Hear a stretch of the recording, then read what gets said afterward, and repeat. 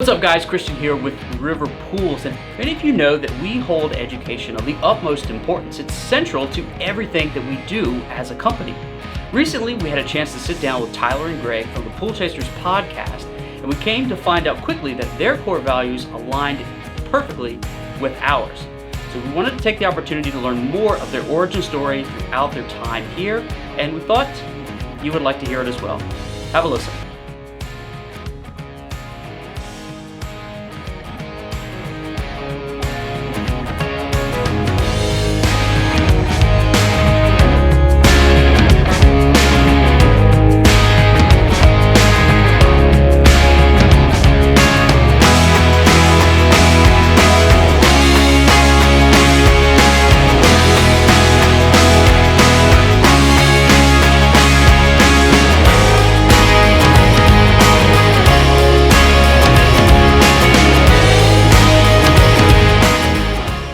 Fellas, welcome. Why don't you guys introduce yourselves? My name is Greg Villafana, one of the hosts, Pool Chasers podcast. Yeah. My name is Tyler Rasmussen, the other host. Yeah. So we invited Pool Chasers out, and we started talking to you guys a while back. First of all, sincere thanks for you guys taking the time to come all the way out from Phoenix, spend some time with us. And what really intrigued us about you guys is what you're doing in the industry, because it kind of parallels what we are. We put a lot of emphasis on customer education around pools, all types of pools.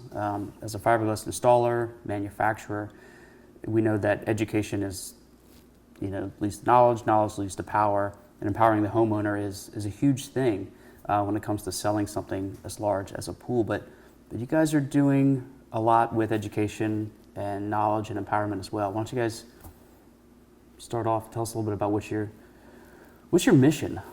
Yeah. Well, the podcast is designed to, it's not very technical in a sense where we're just going to ramble off a whole entire manual on a variable speed pump or something like that. It's not that technical.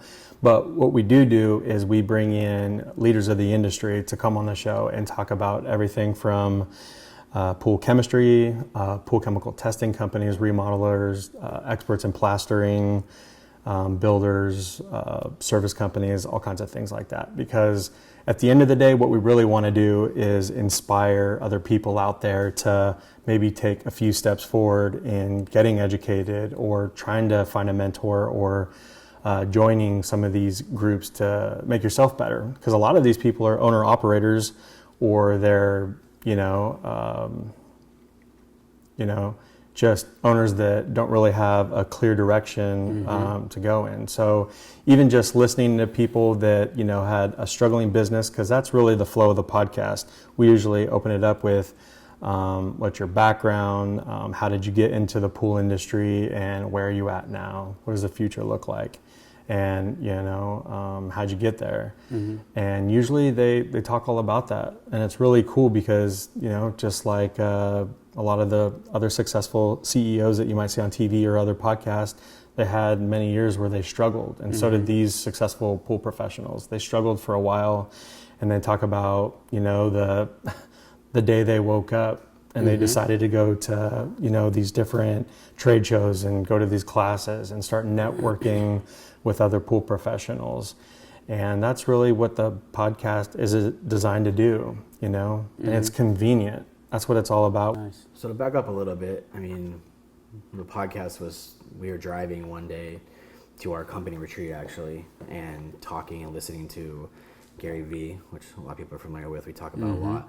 But he was talking about podcasting, and Greg's been into podcasting for like eight years or so now, and I've been in it for a few years, but really into it. So he just started talking about, I don't remember what the podcast was he was on talking, but we just realized that like it was such a struggle to learn anything in this industry. It took us a long time to like figure out how to run a pool service company business. A lot of that was watching YouTube videos that were ancient, years old, which didn't fully apply.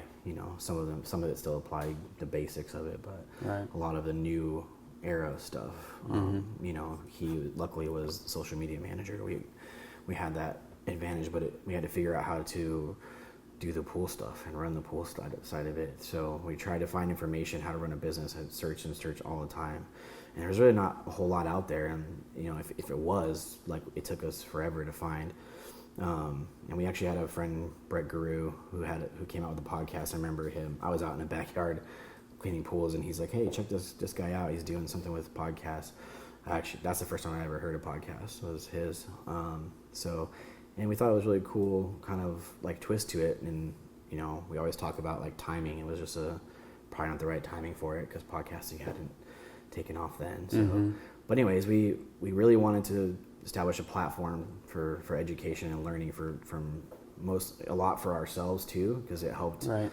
Because selling the pools was never part of the conversation back then. It was really about learning the industry and learning from professionals who have done it already ahead of us, and who've already been successful, and us being exposed to that and being able to pick their brains and learn from them and see what they've done and not make those same mistakes they made. And then, you know, exposing, you know, putting that out to the world and kind of giving other people an advantage in learning their business. So that was how the conversation really started, and then it kind of just took off and got to the point where he was talking about kind of making the transition. Yeah, which ultimately led to how many episodes you guys have done so far? 66? 66 launched yesterday. Yes. So by the time you guys see this video, who knows what number you'll be on. I don't know how long it's going to take me to edit this video. But so how do you guys, what's the process for putting the podcast, putting the show together, right? How do you go out and choose the topics and find the folks, and what's that like for you?